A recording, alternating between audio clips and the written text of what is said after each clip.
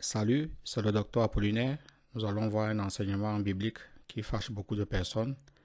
Les gens sont comme hypnotisés avec le thème de l'argent dans la parole de Dieu et dans ce qu'ils appellent les églises. C'est difficile de voir un chrétien qui soit équilibré lorsqu'on parle de l'argent.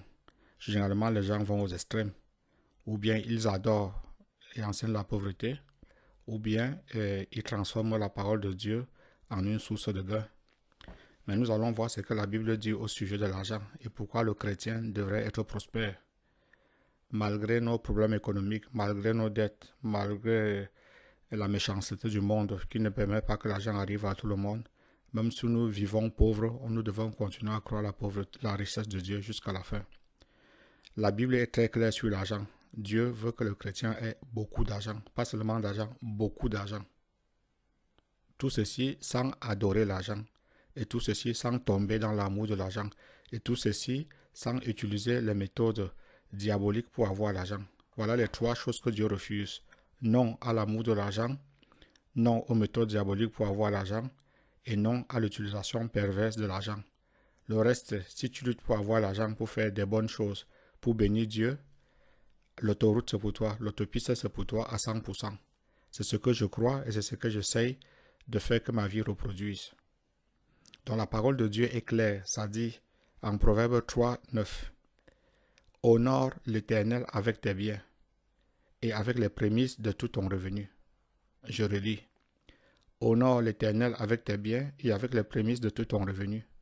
Le verset ne peut pas être plus clair que ce que cela dit, non? Ça dit bien avec tes biens. Donc Dieu s'attend à ce que tu aies des biens. Dieu s'attend à ce que nous ayons des biens. Si tu n'as pas donc les biens, comment tu vas honorer l'Éternel? Tu ne seras pas en train d'accomplir ce verset. Tu dois avoir les biens, aussi spirituels, matériels que physiques.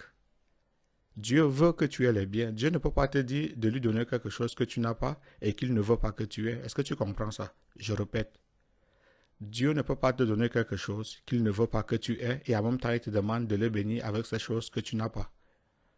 Donc Dieu veut notre bien. Dieu veut que nous ayons les biens. Et il ne faut pas me dire ici que tout seulement c'est en train de parler des biens spirituels. Non. C'est en train de parler de tout genre de biens. Si c'est spirituel, c'est un bien de Dieu. Si c'est émotionnel, c'est un bien de Dieu. Si c'est mental, c'est un bien de Dieu. Même si c'est une maison, c'est un bien de Dieu. Si c'est l'argent, c'est un bien de Dieu. C'est ce que ça veut dire. Il ne faut pas limiter ça à ta pauvre et petite compréhension. Le mot bien, c'est ce que ça veut dire. Et la deuxième partie du verset se dit, et avec les prémices de tout ton revenu. Les prémices, prémices c'est quoi? La première partie. Les prémices de tout ton revenu, ça dit de tout ton revenu, pas une partie, de tout ton revenu. Est-ce que tu comprends ce verset? Dieu dit que si tu as les biens et tu utilises ces biens pour sa gloire, pour sa parole, pour son honneur, alors Dieu est content. Donc, le verset ipso facto nous laisse comprendre que Dieu veut que tu aies des biens. Dieu veut que tu mets les prémices de ces biens à son service. Dieu veut que tu aies un revenu. Parce que la parole ne peut pas te dire avec les prémices de tout ton revenu et en même temps, il ne faut pas que tu aies de revenu. Dieu veut que tu aies le revenu. Quel est le revenu qu'on utilise au cycle 21? Ce n'est pas le sel, ce n'est pas les arachides, ce n'est pas le troc, c'est l'argent.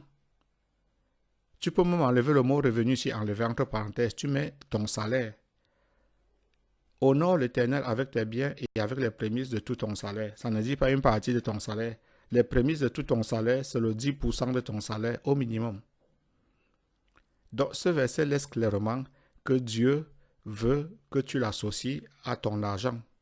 À ton argent entre parenthèses. On verra que l'argent qui est dans le monde, ça appartient à Dieu, mais on verra ça dans un autre enseignement. Il faut que le verset commence par honore, honorer Dieu avec tes biens, avec les prémices de tout ton revenu. C'est ce que Dieu veut. Dieu ne veut pas que tu sois sans bien. Dieu ne veut pas que tu ne lui donnes pas les prémices. Dieu ne veut pas que tu sois sans revenu. Tu vois donc que c'est une bonne base aussi pour la prière, non? Dieu veut que nous ayons des biens, Dieu veut que nous lui donnons les prémices et Dieu veut que nous ayons un revenu. Si donc tu es tout le temps sans revenu, tout le temps que nous sommes sans revenu, nous pouvons réclamer que Dieu nous ouvre des portes pour avoir des revenus. Que veut dire le mot honorer? Le honorer, c'est reconnaître Dieu, lui donner les honneurs. Donner les honneurs à Dieu. La Bible est en train de te dire de donner les honneurs à Dieu avec ton argent. Donne les honneurs à Dieu avec ta maison. Donne les honneurs à Dieu avec ta voiture. Donne l'honneur à Dieu même avec tes habits. Donne l'honneur à Dieu avec ta propre vie. Donne l'honneur à Dieu avec ta propre vie. L'honneur, honorer Dieu. Honorer, c'est quoi? Ça a beaucoup de verbes satellites. C'est aimer Dieu. Aime Dieu avec tes... Aime Dieu aussi matériellement. L'amour de Dieu, ce n'est pas une chimère. Hein?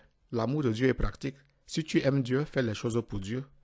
Les récalcitrants, les pauvres manteaux, ils sont toujours en train de combattre la loi de la prospérité, qui sont toujours en train de combattre l'argent dans la vie des gens. Ils n'aiment pas accepter ce verset où Dieu dit de lui donner. Ils te disent non, Dieu n'a besoin de rien. Dieu a besoin. Entre parenthèses, évidemment, Dieu n'a besoin de rien, mais Dieu a besoin de que tu compatisses ce qu'il te donne avec lui. Ça, c'est l'amour. Puisque Dieu, quand il a son amour, il compatit avec toi. Qu'est-ce que dit la parole? Que Dieu a tant aimé le monde qu'il a donné son Fils. Tu vois, aimer, c'est donner. Aimer égale donner. Si tu aimes Dieu et tu n'es pas prêt à donner quelque chose pour Dieu, n'aime pas Dieu. Que veut dire les biens? J'ai déjà expliqué. Tout genre de biens.